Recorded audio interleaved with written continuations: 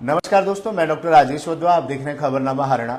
दोस्तों, हर व्यक्ति के जीवन में हर दिन खास होता है। कहीं ना कहीं कुछ दिन ऐसे भी होते हैं जो कुछ खास लोगों के लिए होते हैं, जिनकी अपने समाज में, अपने शहर में, अपने जिला में, अपने प्रदेश में, यहाँ तक कि पूरे देश में खास पहचान भी होती है। कहते हैं ना कि जो नेता है वो नाम से नहीं कर्म से नेता बनते हैं। आज हम आपको एक ऐसी शख्सियत से रूबरू कराने जा रहे हैं जिनका कल 4 जून को जन्मदिन है। ना केवल कुरुक्षेत्र जिला बल्कि हरियाणा और देश की राजनीति में भी अहम स्थान रखते हैं। नाम है सुभाष सुधा। सुभाष सुधा के नेतृत्व में कुरुक्षेत्र में दशा और दिशा कुरुक्षेत्र की जो बदली है वो सबने देखा है, और यही वजह है कि कुरुक्षेत्र को सही मायनों में पिछले 10 वर्षों में उनके नेतृत्व में अंतर्राष्ट्रीय मानचित्र पर पहचान में मिली है।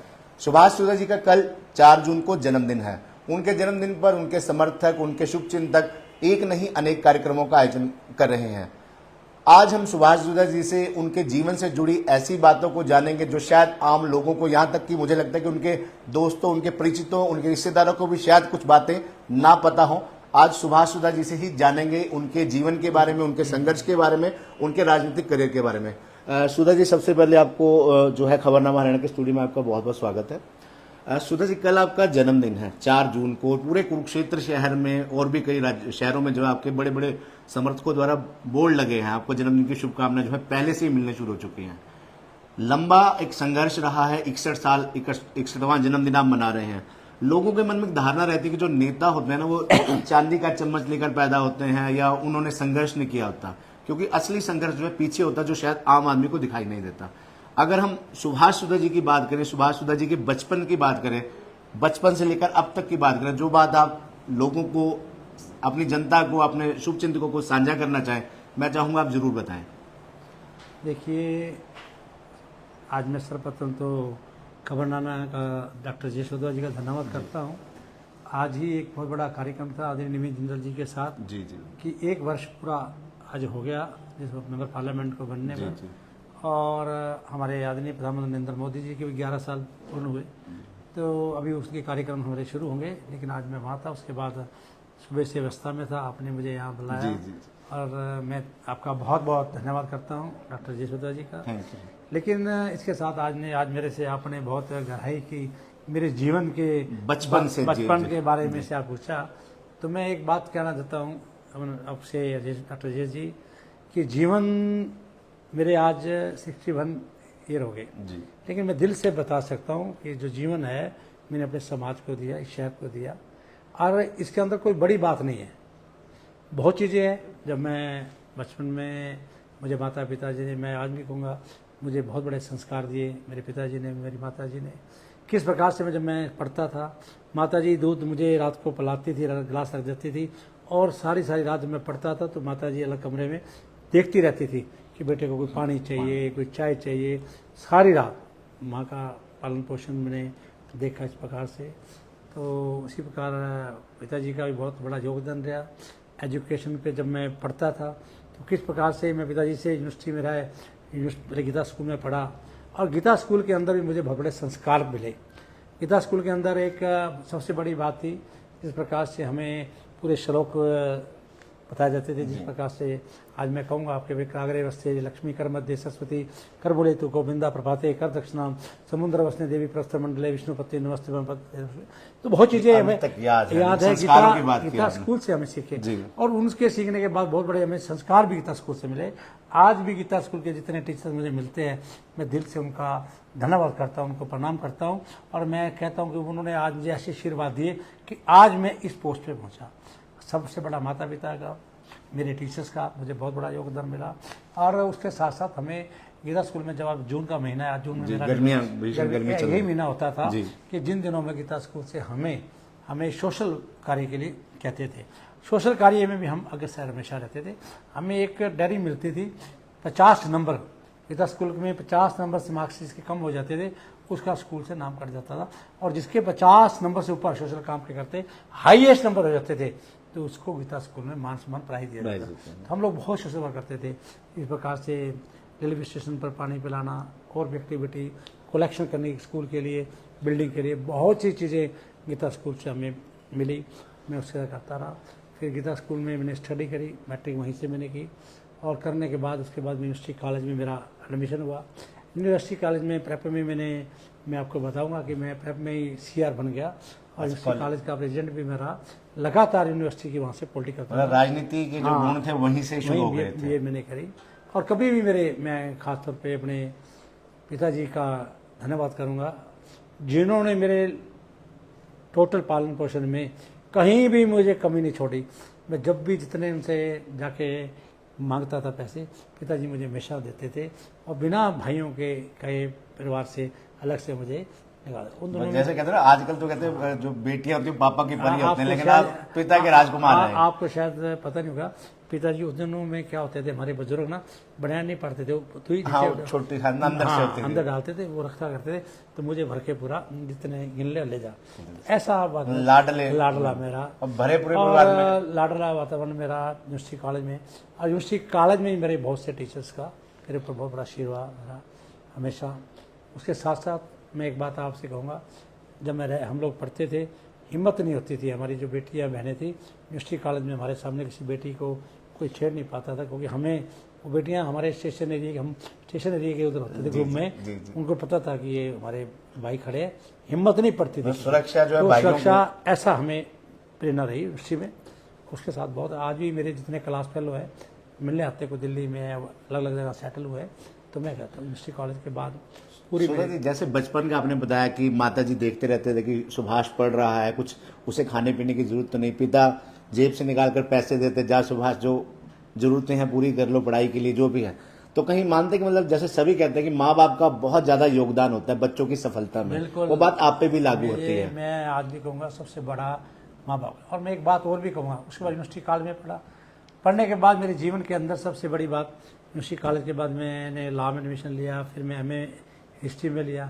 करने के बाद फिर मैं बिजनेस में आ गया, बिजनेस में मैंने किया, होता है हमारे बड़े भाई भी बिजनेस करते हैं, सब करते हैं, लेकिन मेरे को जीवन के अंदर मैंने अपना बिजनेस शुरू किया। मैंने कभी जीवन के अंदर जब बिजनेस भी किया, पीछे मुड़ के नहीं देखा, हमेशा आगे चल के देखा है। तो मैं एक बात कहता हूँ, आदमी के आगे लक्ष्य हो और आदमी के अंदर कॉन्फिडेंस हो कि मैंने ये करना है, तो वो करता। बिजनेस में मैंने बहुत तगड़ा बिजनेस किया।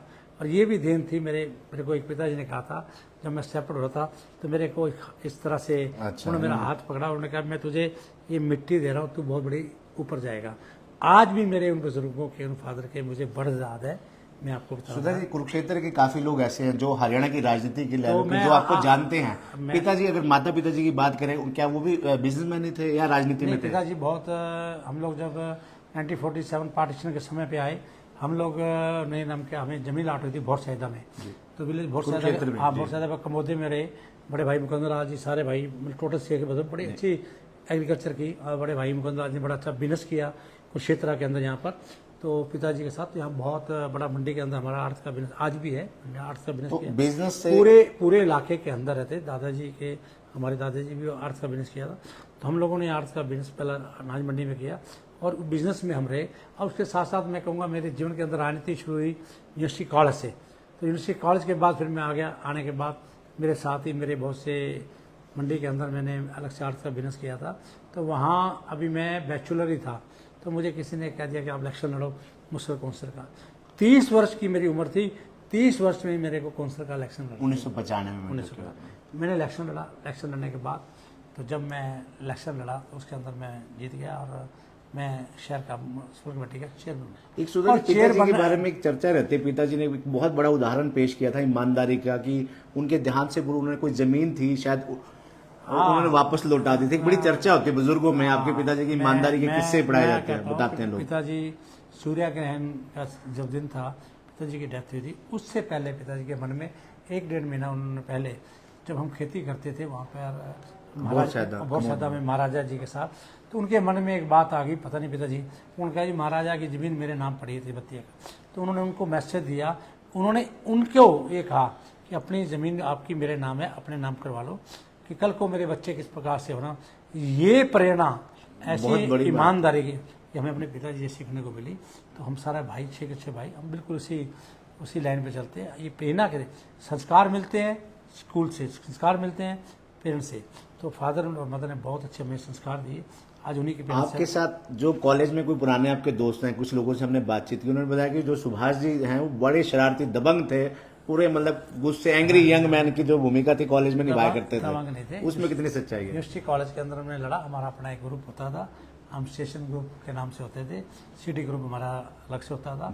तो उस ग्रुप के अंदर हम अपनी बेटियों की बहनों की सुरक्षा भी करते थे, हम उनके लिए फाइट भी करते थे। तो बहुत अच्छा यूनिवर्सिटी में हम आ रहे। और देखो बचपन, जब इंसान बचपन में जब स्कूल में आता है और उसको बचपन याद आता है अपना बचपन में, और जब कॉलेज में आ जाता है तो उसको स्कूल याद आता है, स्कूल का जीवन अच्छा लगता है। स्कूल और जब कॉलेज में से बाहर आता है बीए करके, तो उसको जब बिजनेस में जाता है तो उसको कॉलेज याद आता है। तो ये जीवन के अंदर एक चलता रहता है। स्कूल टाइम के दोस्त याद हैं? कोई स्कूल टाइम के आज भी दोस्त हैं? कुछ ऐसे दोस्त आपके जो स्कूल टाइम के हो? मेरे स्कूल टाइम के बहुत अच्छे दोस्त थे। अब भी जो जिनके साथ दोस्ताना आप भी बरकरार और मिलते जुलते रहते हैं सुख दुख में? बहुत ही अच्छे मेरे दोस्त। मल्होत्रा था मेरा एक विवाह के अंदर, रमनकांत जो अग्रवाल है, आजकल मेदांता के अंदर डॉक्टर है मनोहर जी।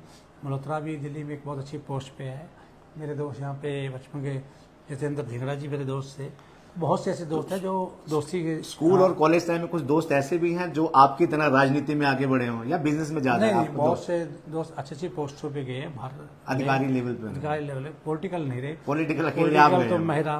लेकिन एक बात कहना चाहता हूँ मैं अब राजेश जी आपसे, कि ये जो जीवन है चलता है। तो उसके बाद मैं आ गया, उसके बाद मैंने काउंसिल का इलेक्शन लड़ा, लड़ने के बाद मैं चेयरमैन रहा। चेयरमैन रहने के बाद जब मैं समाज की तरफ देखा, यार समाज की तरफ तो बहुत मेहनत का काम है, छोटी छोटी बातों को करवाना, कहीं गाली नाली सड़क लाइटिंग। और आपको मैं बताना चाहता हूँ, जब मैंने म्यूनसिपलिटी का चार्ज लिया 274 रुपये थे, 274 कमेटी के खाते में। और ये पेपर में लिखा आया था कि ये कांटों का ताज कौन पहनेगा। डेली पंजाब के सोशल मीडिया नहीं होता था उस दिन, प्रिंट मीडिया होता था। तो ये लिखता पेपर ने आपके साथ कांटों का ताज कौन पहन लेगा। 274 रुपये थे। तो मैंने कहा कोई बात नहीं। और मेरे पास एक पायलट का पेन होता था ग्रीन, और वो ग्रीन पेन मैं रखता था, उसकी टोपी में फेंक देता था और मैं पेन रखता था। जब मैं कुर्ता पजामा डाल के जाता तो मेरी कुर्ता भी हरा हो जाता था। तो मेरी मैडम वहाँ से पूछती थी ये क्या करके आए। मैं कहा ये करके आया कि मैं लोगों का दिल जीत के आया, 4 का नक्शा पास कर दिया, हाउस टैक्स माफ कर दिया। मैं इतना करता था फास्ट कि देरी ना हो उसके लिए कि मुझे पेन का कहीं सुना कि लगता है कहीं जब खुले दिल से सबके साइन कर देते, कहीं बुराई भी मोल ली, बुराई भी आई, मैंने किया खुल से किया। तो आपने अच्छाई लेकिन जीवन के अंदर ये किया, कभी जब भी आप करोगे ना पब्लिक इंटरेस्ट में करोगे, जिस दिन आपका इंटरेस्ट क्रिएट हो जाएगा तो समझ लो कि आप उठेगी पब्लिक इंटरेस्ट में। निजी स्वार्थ के लिए नहीं किया, जो कुछ ऐसे मैं बताना चाहता हूँ बहुत चीजें थी। एक दफा बहुत बड़ा सर्वे हुआ हाउस टैक्स का, 10 मरले के प्लाट थे हमारे जो ऑफिसर के, एक प्लाट 10 मरले का, उसका कुछ टैक्स 7 वाले का कुछ, 14 मरले का एक का कुछ ऐसे 13 मरले का एक कनाल का। तो मैंने इक्वल कर दिया कि 10 मरले का एक टैक्स, 14 मरले का एक कनाल का। लड़ाई लड़ी मैंने, मेरे ऊपर रिकवरी पड़ी, नक्शे पास करे, उसके ऊपर मेरे ऊपर केस पड़े, हाई कोर्ट तक गया, सुप्रीम कोर्ट तक गया। लेकिन परमात्मा देखता है मेरे ऊपर कोई उंगली उठाने, हाई कोर्ट ने भी क्लीन चिट दे दी। उन्होंने कहा कि इन्होंने ये बताइए कि इन्होंने रिश्वत लेके किया या पब्लिक ट्रस्ट में किया। तो आगे से उनके एडवोकेट भी बोला नहीं जी इन्होंने कोई ऐसा नहीं किया। जैसे सुधा जी पिताजी के बारे में एक उदाहरण मिला, ऐसे एक आपके बारे में था कि आपकी जो शादी थी वो बिना दहेज की हुई थी। देखिए वो क्या किस्सा था? वो एक मैंने आपके पूरे ग्रुप में केवल अकेले आप थे? मैंने जीवन के अंदर बहुत कुछ किया। मैंने उसके समय पे एक युवा पंजाबी सभा बनाई थी, उसके अंदर हमने गरीब बच्चों को, बेटियों को, अपनी बहनों को सिलाई मशीनें बांटने का काम किया था। आपके न्यू कॉलोनी के अंदर ग्राउंड होते थे, खुला ग्राउंड था। तो मेरे साथ बहुत से मेरे युवा साथी थे, मैं कहूँगा उनका नाम लूँगा। हमने एक प्रण लिया था कि हम दहेज नहीं लेंगे, लेकिन मैंने मिठाई के डिब्बे भी गाड़ी में रखवा दिए थे। मैंने कहा नहीं लूँगा तो नहीं लूँगा, मैंने जो कह दिया वो किया। तो मेरे जीवन के अंदर आज भी मैं कहूँगा परमात्मा की दया से आज मेरे पास बहुत चीज़ें हैं। मेरे पास मेरा बेटा, मेरी पुत्रवधू, बेटी, उसके बाद मेरी 2 पोती हैं, और मैं जीवन बहुत अच्छा जिया। मैं इसके साथ साथ बताना चाह रहा था कि राजनीति के अंदर भी किस प्रकार से इंसान जीवन जीता है, ये बताना था। कई बार हम लोग होते थे मियाँ बीवी, कहते थे फिल्म देखने जाना है, टिकट बुक कराई, हम गाड़ी में बैठ गए, एक ऐसा कोई लोग आ गए, उनका झगड़ा हो गया, कोई उनका नाम क्या, किसी प्रकार का कोई एक्सीडेंट हो गया, तो हमें गाड़ी से उतर के कैंसिल करना पड़ा। लेकिन उनके जनता की सुख सुविधा के लिए अपनी सुख अपना मन मार के अपना बहुत बार मन मार के, सपोज करो मैंने कोई टिकटें बुक करा दी, अभी पीछे मैडम ने अभी पीछे गुजरात की टिकटें बुक करा दी थी, बुकिंग होगी सभी है बाई एयर की, हमारे दोस्तों की भी सभी टिकटें कैंसिल करने के लिए लाखों रुपये नुकसान हुआ। लेकिन क्यों, जैसे एक बार मन मारना पड़ता। मैंने आपको कहा कि मैंने आपको बता, फ्लड के टाइम पे हमने बहुत बड़ा काम किया, 2 बार फ्लड आया। फ्लड के समय पर जय भगवान सिंगला जी रेणु खुंगर से पूछना, फ्लड के समय पे हम गरीबों को राशन बांट रहे थे, जैसे ही राशन बांट रहे थे, जिस ट्राली में बैठे थे पूरी की पूरी ट्राली उल्ट गई। अच्छा, हम नीचे दब गए गांधीनगर के अंदर। गांधी, हाँ, तो पानी भर गया, पानी भर गया, गांधीनगर उल्ट गई ट्राली हमारे ऊपर। तो भगवान ने कहा बच गए, ट्राली उतर गया। क्या अगले दिन फिर राशन बांटा था, तो जय भगवान सिंगला जी कहते हम तो आते नहीं, ये इतना बड़ा हम नहीं ले सकते रिस्क, यहाँ पर मैंने फिर भी अगले दिन भी बांटी। तो ये चीजें जो प्रभु करता है। कोरोना के समय भी 25,000 लोगों को हमने भोजन बांटा गुरुद्वारे से, परवाह नहीं करी, भाई चला गया, भाई रमेश जी कोरोना में इस प्रकार से गई। लेकिन कोरोना के अंदर मैं भी कोरोना के अंदर किस प्रकार से, मुझे भी कोरोना हो गया। लेकिन इस प्रकार की लोगों की सेवा करने के लिए अगर हम लोग आगे नहीं आएंगे तो किस प्रकार से होगा। तो बहुत सी चीजें जीवन के अंदर मैं बताऊंगा, बहुत सी इंसिडेंट है मेरे साथ जीवन सुधा जी, आप अक्सर ये कहते हैं, कई बार आपसे प्रश्न पूछते हैं पत्रकार की, हर कामयाब आदमी के पीछे कहीं ना कहीं महिला का, औरत का हाथ होता है। आप अक्सर कहते हैं कि मेरी सफलता में मेरी अपनी मेहनत का योगदान नहीं, मैं मेरी मेहनत भी है, मेरी वाइफ की बहुत बाकी तो सबका ही, बच्चों बहुत बड़ा सेक्रीफाई, सबसे बड़ा मैं कहूंगा उमा जी ने बहुत बड़ा सेक्रीफाई किया वाइफ ने।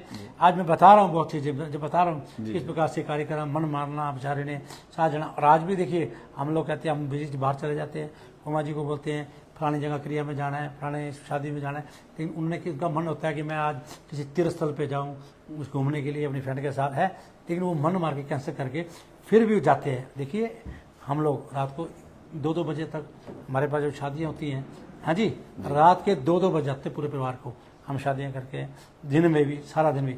आप लोग सिंपल एक शादी जाना हो तो लगता है आपको बड़ी, एक के 2 हो जाए 3, तो आप लोग उसमें भी विचार करते हैं 3 शादी में जाना, लेकिन हम सारा दिन क्रिया करके फिर रात तक शादी में जाना, ये मैं कहता हूँ बहुत बड़ा। राजनीति आदमी को बहुत चीज़ें त्याग करना पड़ता है परिवार के। जब समाज का आदमी हो जाता है तो समाज के होता है, समाज उसको कैसे सुलाता है, कितने बजे सुलाना है, कितने बजे जगाना है, किस प्रकार से समाज ने इसको चलाना है। सुधा जी, आप राम भगत हनुमान जी के भगत हैं, अपने सभी कामों की शुरुआत जो न्यू कॉलोनी के हनुमान मंदिर से करते हैं। अगर राजनीतिक गुरु की बात करें, राजनीतिक गुरु आप किसको मानते हैं? क्योंकि हर किसी का कोई ना कोई गुरु होता है। देखिए मेरे साथ बहुत सी चीजें आई। मेरी पुत्रवधू को जब कैंसर हुआ, उससे पहले भी मैंने राजनीति शुरू की। जब मैं पहली बार CR का इलेक्शन लड़ा तो मैंने हनुमान जी के मंदिर से, राम मंदिर है, सात मंदिर है, हनुमान जी के मंदिर से आशीर्वाद लेकर मैं वहाँ बना। उसके बाद अपना चेयरमैन बना तो भी मैं वहाँ से आशीर्वाद लेके वहाँ बना। मेरे जीवन के अंदर हमेशा हनुमान जी का आशीर्वाद है और मैं दिल से, मेरे मन में 24 घंटे हनुमान जी बसे रहते हैं। मैं जो भी कार्य करता हूँ शुरुआत हनुमान जी से करता हूँ। तो बहुत ही कष्ट आए, एक कष्ट तो एक समय पे ऐसे आया, मेरी पुत्रवधू को कैंसर था, ब्रेस्ट कैंसर, वो चरई में एडमिट, मैं आ रहा था उस पर जहाज पे, तो मुझे इस प्रकार से किस प्रकार से ब्रेन का हो गया, मेरा ब्रेन की सर्जरी हुई। तो मैं कहता हूँ मैं भी सर्जरी में, उधर वो बेटे का एक पैर चेन्नई में, एक दिल्ली में, मैडम का, तो भी मैडम ने, हम दोनों थे तो मैडम ने दोनों पोतियों को भी देखा, उसके साथ साथ उन्होंने समाज में दुख सुख को देखा। तो राजनीति में मैं बताना चाहता था किस प्रकार से संभालना कोई छोटी बात नहीं, बहुत बड़ी बात है जीवन के अंदर करते हैं। अब ये देखिए जो कारपोरेशन में 274 रुपये थे उस समय पे, हमारे स्वीपरों को वो सैलरी नहीं मिलती थी, वीट लोन नहीं मिलता था। मैंने एक ही बात कही थी, मैंने कहा था आप स्ट्राइक नहीं करेंगे, आपको सैलरी नहीं मिले तो मेरी मंडी से ले आना, वीट लोन नहीं मिला गेहूँ मेरी मंडी से उठाना। और मैंने दी भी, आप पूछिए, मैंने गेहूँ भी दिया, मैंने आज तक पैसे लिया। तो मैंने त्याग दिया, ऐसे सिस्टम जोड़ा, आज तक मेरे वही स्वीपर आज तक है। तो देखिए म्युनिसिपल काउंसिल में एक बार कोई सरपंच बन जाए, एक बार म्युनिसिपल कमेटी का चेयरमैन बन जाए, दोबारा उसकी हिम्मत नहीं होती। हम लगातार इतने वर्षों तक किस प्रकार से म्युनिसिपलिटी चलाई है, ये कोई आसान बात नहीं है। MLA बनना, 5 साल में MLA बन गया, उसको कौन उठा सकता है? आप MP बन गए, आपको कोई नहीं उठा सकता। लेकिन इस प्रकार से जो इंटरएक्ट इलेक्शन होते थे उसके अंदर वो कॉन्फिडेंस आ जाता था। उस तरह से लगातार आप काउंसलरों को लेके 30 वर्ष तक राजनीति किया है, बहुत बड़ा परमात्मा विजय। और मैं तो क्षेत्र वासियों का जितना धन्यवाद करूं, जिन्हें जितना मैं उनको प्रणाम करूं कम है, क्योंकि जीवन के अंदर हमें बार बार चेयरमैन बनाया, 2 बार MLA बनाया, मंत्री बनाया, तो इसके लिए मैं धन्यवाद करता हूँ। खासतौर पे आदरणीय मनोहर लाल जी का, जो मेरे गुरु हैं, उन्होंने मुझे टिकट दी, दोबारा फिर दी, हमेशा बच्चे की तरह रखते हैं आदरणीय श्री मनोहर लाल जी। और साथ में आज प्रदेश के मुख्यमंत्री छोटे भाई आदरणीय नायब सिंह सैनी जी बने हैं, उनका भी है। मैं आज कहता हूँ, आज मैं क्षेत्र के अंदर, ठीक है मैं इलेक्शन में हार गया हूँ, लेकिन आज भी कुरुक्षेत्र के जो काम है उसकी गति को कम नहीं होने दूंगा, उसकी गति को हमेशा आगे बढ़ाने का मैं कार्य करूंगा। आज जन्मदिन पर पहली बार भी हमने मल्टी आर्ट में बनाया था, तो हम हमेशा होली बनाते हैं, उसके बाद हम होली का त्यौहार बड़े खुशी से मनाते हैं। इसी प्रकार से अभी हमने जन्मदिन का बनाया था, अभी भी जन्मदिन के लोगों में बहुत बड़े कार्यक्रम है, लोगों को 100 रुपये ये कर रहा है, कोठी पे कर रहा है, इसी प्रकार से सारी गौशालाएं कई से जा रहे हैं।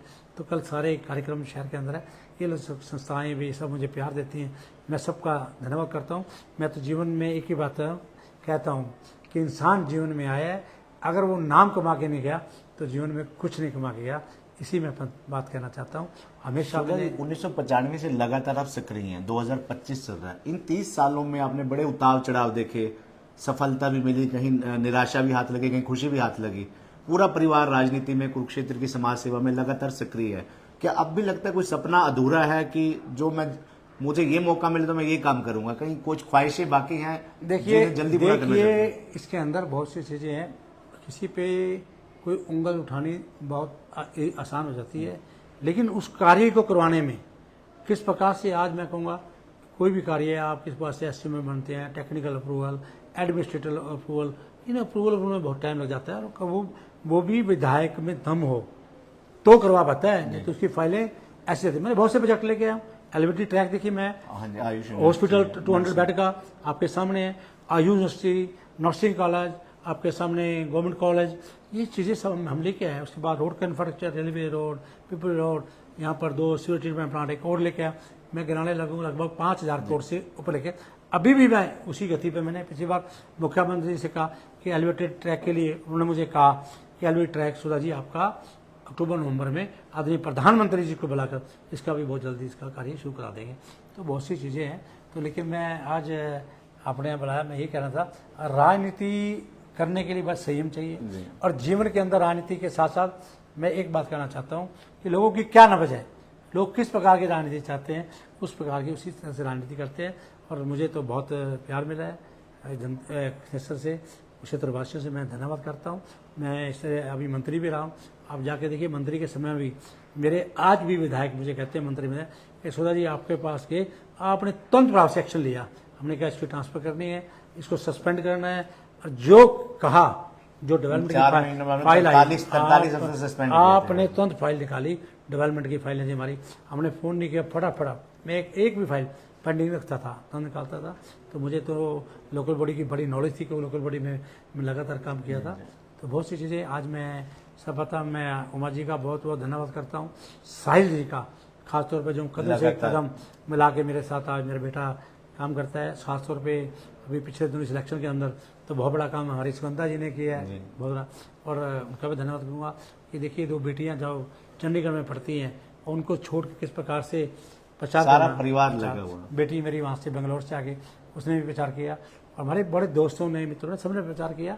लेकिन सुधा जी, जब आप विधायक 2 बार विधायक रहे, मंत्री भी रहे, मैडम 3 बार चेयरमैन रही, अब मैडम चेयरमैन नहीं है, आप मंत्री नहीं है, विधायक नहीं है, उसके बावजूद भी भीड़ बरकरार है आपकी कोठी पर। आप कहीं भी सर्किट हाउस में बैठक लेते हैं, कार्यकर्ताओं की भीड़ हो, समर्थकों की भीड़ हो, भीड़ बरकरार है। ये जादू क्या है? देखिए एक बात कहता हूँ, खबरनामा आप चलाते हैं, और खबरनामा चाहते हैं आपकी एक्टिविटीज़, आपकी किस प्रकार की एक्टिविटी है, किस प्रकार जनता के मन को आप छूते हो, तो तभी आपका चैनल चल रहा है ना।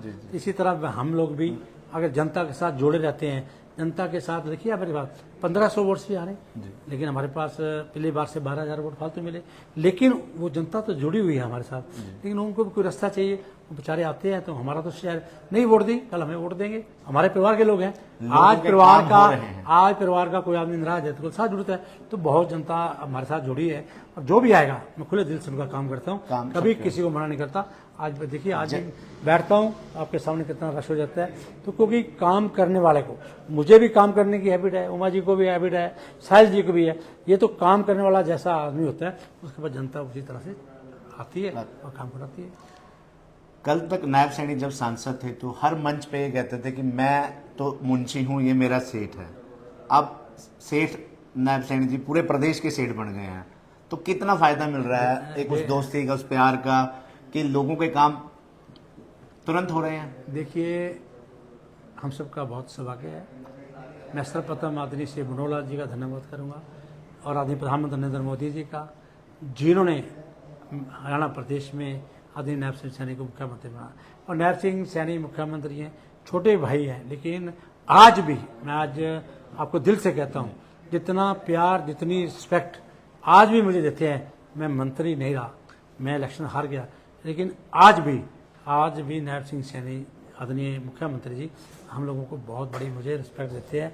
मैं उनका कितना दिल से धन्यवाद करूं कि मैं कह नहीं सकता उन शब्दों में, क्योंकि लेकिन मुझे जो भी काम लोग देते हैं उन कामों को कराने जाता हूँ। जो कार्यक्रम ना लाइव चल रहा है, जो काम होने थे उनको कराने की बड़ी कार्यक्रम लाइव चल रहा है, कुरुक्षेत्र की पूरी जनता देख रही है। लोगों के मन में कई मैसेज भी आ रहे हैं कि अगर आप सुधा जी से बातचीत कर रहे हो तो करंट टॉपिक में जरूर बात करो। आजकल नगर परिषद का एक मुद्दा छाया हुआ है, लोगों को लगता है कि उस मुद्दे के कारण शहर के विकास कार्य रुके हुए हैं।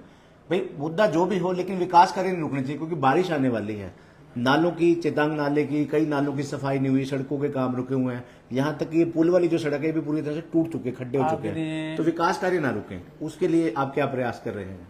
विकास कार्य चलते रहे, बाकी तो बातें चलती रहेंगी। डॉक्टर साहब, आपने मुझे ये बात रखी, मैं बिल्कुल आपकी बात पे एग्री हूँ कि बारिश का मौसम आने वाला है, सारे नाले साफ होना चाहिए। लेकिन मैं आपको विश्वास दिलाता हूँ, किसी प्रकार का कोई कार्य नहीं रुकेगा। मैंने सीधा कह दिया है, उनको नमना बोल दिया है कि जो पावर डीएमसी की है वो लोकल लेवल पर approval they they. In case अगर हमारा हाउस नहीं दे सकता तो आप वो अप्रूवल हमारे डायरेक्टर से जा सकते हो, बाई हैंड डायरेक्टर से अप्रूवल आ रही है। तो इन सभी कार्यों करेंगे और मैं चाहूँगा शहर का विकास होना चाहिए। शहर के विकास के अंदर किसी प्रकार की कमी नहीं रहना चाहिए, शहर का विकास उसी गति से रहेगा। सुधा जी, आप 30 साल से राजनीति में पूरी तरह सक्रिय हैं। मनोहर लाल खट्टर जी आपके गुरु, नायब सिंह सैनी जी आपके परम मित्र। जब आप स्कूल टाइम में थे, कॉलेज टाइम में थे, जब आप राजनीति में एंटर आपने किया, कौन से ऐसे नेता थे जिनसे आप बड़ा प्रभावित हुए उनकी कार्यशैली से? जैसे चाहे देवी लाल हो, भजन लाल हो, बंसीलाल, जितने भी नेता थे, कोई ऐसा नेता था जिसकी कार्यशैली? देखिए, सभी नेताओं में अपनी अपनी क्वालिटी थी। बहुत अच्छा प्रदेश चलाया आदमी। मैं चौधरी देवीलाल जी ने बहुत अच्छा प्रदेश को चलाया, बंसीलाल जी ने बड़ा अच्छा प्रदेश को चलाया, चौधरी भजन लाल जी ने चलाया, लेकिन उन्होंने अपने टाइम पे बहुत अच्छे काम किए।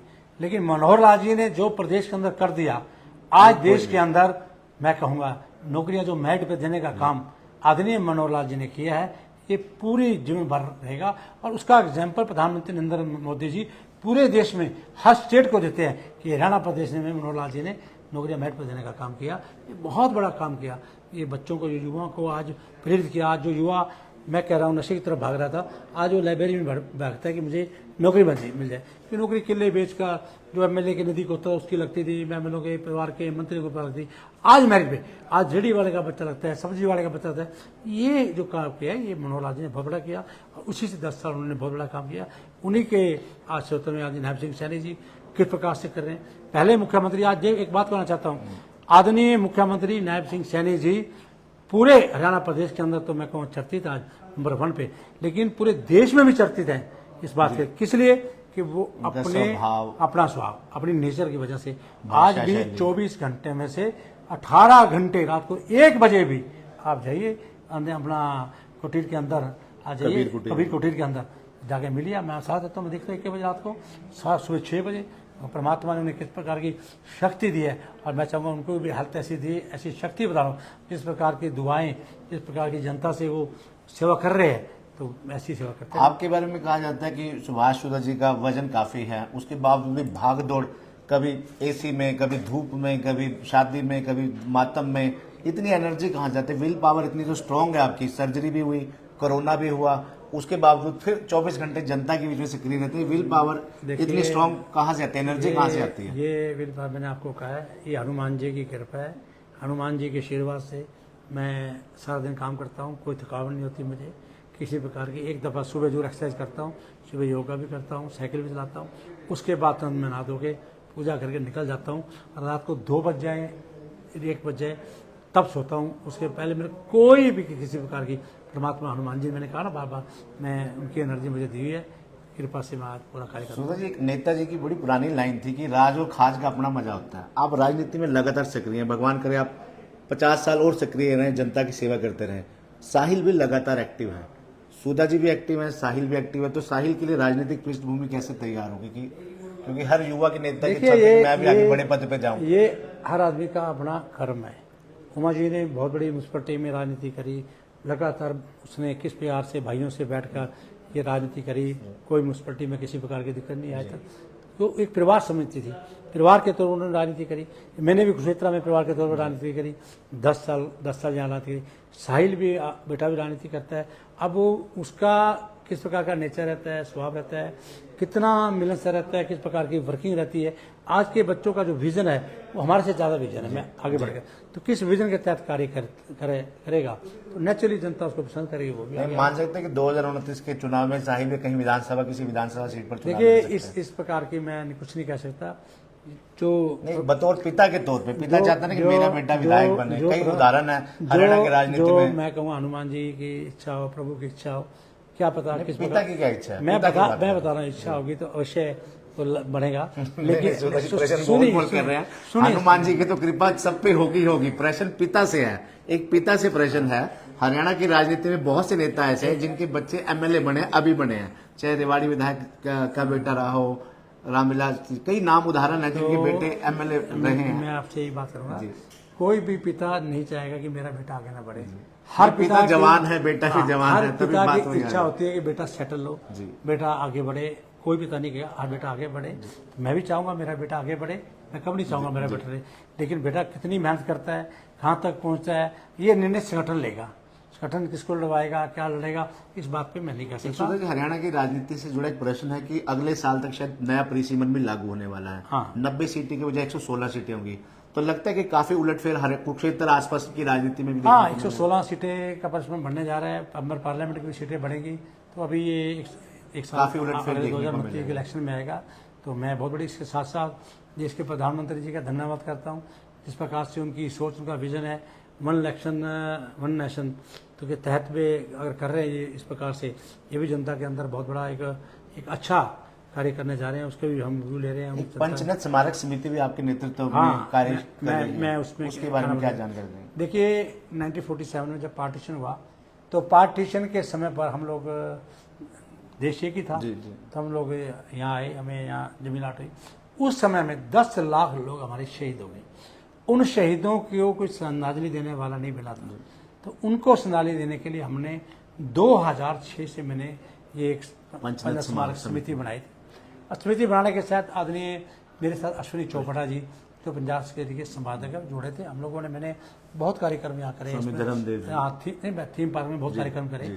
उसके बाद हमने मामलेश्वर आदरणीय श्री धर्मदेव जी को जोड़ा, जगत गुरु हरदेव जी महाराज को जोड़ा।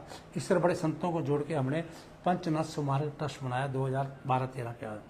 तो 12-13 के बाद बनाया। आज भी 5.5 एकड़ में हमारा पंचनद का बिल्कुल वहाँ पर बन चुका है महाराज की कृपा से, आदरणीय श्री धर्मदेव जी की। 19 एकड़ हमारी और उसका भी स्टे हो गया। हमारे पास वहाँ 25 एकड़ ज़मीन है। लेकिन मैं बताना चाहता था, ये हमारे मन में इच्छा थी कि एक हमारा अपना धाम होना चाहिए। तो वो हम पंजाबी धाम बना रहे हैं। तो वहाँ पर पंचनद स्मारक ट्रस्ट का मतलब 1947 में जो वहाँ पर हुआ उसको लेकर एक म्यूजियम, किस प्रकार से हमारी बेटियों ने जिंदा जला दिया हमारे, कि बेटियों की इज्जत न खराब हो, इस प्रकार से किस प्रकार से ट्रेनों में हमारे नाम के आग लगा दी, वो टोटल दृश्य उसका हम म्यूजियम हम बनाना चाहते थे यहाँ पर मसाना का। तो वो हम बनाएंगे, वो हमारी इच्छा थी। उसके तहत मैं उसमें काम कर रहा हूँ। मैं लगातार आज आपके सामने पंचनद स्मारक ट्रस्ट का मैं प्रेसिडेंट भी हूँ। तो लगातार उस कार्यक्रम में ये क्या था, उसके गया में भी गए, वहाँ भी सारी सभा रखी। हरिद्वार में भी हमने 3-4 कार्यक्रम उसकी हर की पौड़ी पर श्राद्ध किया। तो ये क्या है कि जो वो हमें बहुत बड़ा आपके बताना भी चाहूँगा, जो 1947 में हमारे शहीद हुए, जिनकी हम 47 सभा करते हैं, वो हमारे पूर्वज, हो सकता है हमें आशीर्वाद भी दे रहा है। उन्हीं आशीर्वाद के कारण। और ये चीज़ें होनी भी चाहिए। आने वाली पीढ़ियों को भी पता होना चाहिए कि हम लोग किस प्रकार से, हमारे पूर्वजों ने हमारे लिए कितना बलिदान दिया, किस प्रकार से हम लोगों ने जब 1947 में इधर आए, हम लोगों ने किस प्रकार से मेहनत की। हमने क्या मेहनत करी, हमने सब्जी बेची, रेडी लगाई, बहुत कार्य की, पल्लेदारी की, लेकिन किसी के आगे भीख नहीं मांगी। अपनी मेहनत के तौर पर आज हम आगे बढ़े हैं, आपको बताना चाहता हूँ मैं। तो उस मेहनत के तौर पर हम दिखाना चाहते हैं कि हमारे आने वाले बच्चे भी इसी प्रकार से मेहनत करें और आगे बढ़ें। तो उनको लिए पंजाबी समाज से आप भी आते हैं, मैं भी आता हूँ। पंचरत्न जो स्मारक ट्रस्ट बनाया प्रधानमंत्री नरेंद्र मोदी की पहल पर पिछले कई वर्षों से हर वर्ष 14 अगस्त को विभाजन विभीषिका स्मृति दिवस मनाया जाता है। आपने खुद कहा कि 1947 में देश एक ही था, पूरा भारत था, भले ही वो 2 हिस्सों में बट गया, जो भी कारण रहा। उस समय जो लोग वहां से आए तो भारत से ही, चाहे आप आए चाहे कोई भी आया, फर्क इतना आज भी कोई जो मुल्तान से है मुल्तानी, जो बहादुर से है भावलपुरी, जो लालपुर से है लालपुरी, लेकिन एक वर्ड जोड़ा जाता है रिफ्यूजी, बड़ा चुभता है। कहीं लगता है उस वर्ड को भी खत्म करने की शुरुआत होनी चाहिए, ये वर्ड नहीं कहना चाहिए, क्योंकि थे तो वो भारत से। नहीं राजेश वधवा जी, आज के दिन में ऐसा आज भी रिफ्यूजी वर्ड जो है यूज किया जाता है, चुभता है उस समाज को। नहीं, आज भी नहीं कहेगा, ये मैं 100% आपको विश्वास करता हूँ। आज वो टाइम था, हम बचपन में देखते थे, जब कंचे खेलते थे तो हमें क्या देते थे, देखो जो कंचे खेलते हम आ जाते थे, कंचे छोड़ के भाग जाते थे। तो वो वक्त भी हमने देखा है, तो वो लाइन भी देखी, लेकिन वो नहीं है। आज टाइम बड़ा चेंज हो गया है, आज लोगों के अंदर बड़ी अवेयरनेस भी हो चुकी है, आज कोर्ट भी अपना काम कर रहे हैं। तो बहुत बड़ा लोगों के मन में है, ऐसा नहीं क्या करते। हमने इस बात को बहुत उठाया भी है, लेकिन इस बात पे हमें जो नेता आपके, मैं कहूँगा आदरणीय भूपेंद्र सिंह हुड्डा के बेटे, अपना क्या नाम उनका, दीपेंद्र हुड्डा ने ये लाइन की थी, तो क्या हालात हुआ। तो ऐसे अगर राजनीति लोग हमारे आगे ऐसे वर्ड बोलेंगे तो हमारे लोग भी उसी शब्द से मैंने कहा कि ऐसे वर्ड नहीं यूज करने चाहिए। ऐसों को घर बैठाने का भी काम हमारी जनता, हमारे परिवार करते हैं, तो ऐसे वर्ड नहीं बोलने चाहिए। हम लोगों ने शहीदी दी है, हम उनके बच्चे हैं, शहीदी दे के आए हैं, हम सब कुछ छोड़ के आए हैं, अपना घर पर छोड़ के आए हैं, हमने इससे लिया। तो बहुत बड़ा हमने कुर्बानी दी है जी हमने यहाँ कर, तो बहुत बड़ी बात है। हम जब हमारी माताएं बताती थी, हम सुनते थे, हमारे रोंगटे खड़े हो जाते थे, अजय जी उस समय में है कहाँ रहे, यहाँ पर आकर तंबुओं में रहे, तंबुओं में रह के कब ज़मीनें लाट हुई, कब बेचारों ने कहाँ से भोजन खाया, सब कुछ छोड़ के आगे, सब कुछ गोल्ड भी छोड़ के आगे, पैसा भी छोड़ के, ये बहुत बड़ा त्याग देखिए हम लोग लगाए। तो उनकी हम जब बातें माता जी सुनते थे तो हमें पता है हम किस अवस्था में, बुजुर्गों का, पितरों का आशीर्वाद भी आपको लगता है मिल रहा है। तो मैं उस पर काम करता हूँ पितरों का। मेरे मन के अंदर एक बात मैं कहूँ आज जय जी, मेरे मन के अंदर जो आता है, मैंने सुनो मैं बताता हूँ। जब मैं चेयरमैन बना, उसके बाद मेरी भाई में 24 MC थे मेरे पास, 23 और 19 मेरे पास एक फार्म हाउस बैठे थे, मुझे नहीं बनने दिया चेयरमैन सन 2000 में नहीं बनने दिया। तो मैंने उस दिन नहीं बनने दिया, उमा बनी थी, मेंबर बनी थी, तो म्यूनसिपल कमेटी में मैंने एक बात कही थी, मैंने कहा लगातार मैं अपनी वाइफ को, उमा को यहाँ से चेयरमैन बनाऊंगा और खुद भी MLA बनूंगा।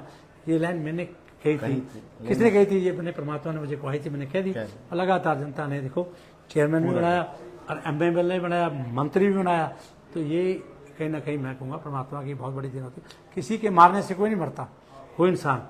जब तक आप अपनी मेहनत करते हो, हमेशा आप कार्य करते हो, जब आप कहते हो राजनीति में जब आप जीवन पूरा समाज को देते हो तो समाज भी आपको पूरा बड़ा आशीर्वाद देता है।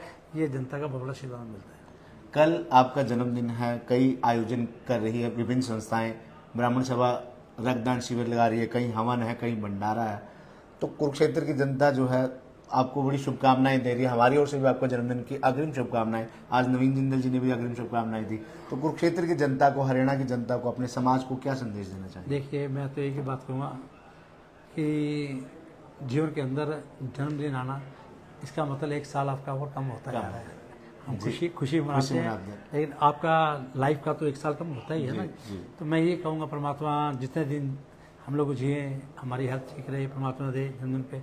हनुमान जी से मैं ही मांगता हूँ कि मेरा स्वास्थ्य ठीक रहे, मैं लोगों की सेवा करता रहूँ, जिस स्पीड से मैं करता हूँ उसी और स्पीड से करता रहूँ, जनता का दिल जीतता रहूँ। लेकिन ये एक जनता भी सपोर्ट करती है जीवन के अंदर। जिस प्रकार से मैंने देखा, मैंने नहीं पूछा, मेरे कार्यक्रम बन रहे हैं, कोई घर के वहाँ पे हवन करा रहा है, कोई लंगर लगा रहा है, कोई गौशाला सजा रहा है, गौशाला में मेरा प्रभु कर रहा है, कोई अपना ब्राह्मण धर्मशाला में कर रहा है, कोई रविदास मंदिर में कर रहा है। इसी प्रकार से बहुत कार्यक्रम शहर में जो हो रहे हैं। तो ये लोगों का प्यार है, प्यार देते हैं लोग। वो लोग उसी जो लोग मेरे को आज सपोर्ट करें, उन्हीं की सपोर्ट से और प्रभु की कृपा से हमेशा हम राजनीति में, हमें जो आप कहते हैं ना, आपके अंदर एनर्जी आती है, तो ये एनर्जी भी जनता देती है, जनता के द्वारा हमें एनर्जी मिलती है। धन्यवाद। तो ये थे सुभाष सुधा जी। इनका स्पष्ट रूप से कहना है कि मैं जो कुछ हूँ जनता के प्यार, जनता के विश्वास, जनता की ताकत के बदौलत हूँ। जितनी भी विल पावर, जितनी भी स्ट्रॉन्ग, जिसे हम कहते हैं कि सुधा जी के अंदर इतनी पावर, इतनी ताकत, इतनी एनर्जी कहाँ से आती है, ये सब जनता के कारण आती है। जनता का प्यार, जनता का विश्वास इन पर बरकरार है। यही वजह है कि आज भी लोगों की उम्मीदों पर सुभाष सुधा खरे उतरते हैं। कल 4 जून को सुभाष सुधा जी का जन्मदिन है। उनके जन्मदिन से पूर्व जो है आज हमने उनसे, उनके जीवन से, बचपन से लेकर आज तक की सभी बातें की। कई ऐसी बातें जो शायद आप लोगों को नहीं पता थी, आपने जानी। और आपसे निवेदन की कमेंट बॉक्स में अपनी राय भी जरूर दें। धन्यवाद।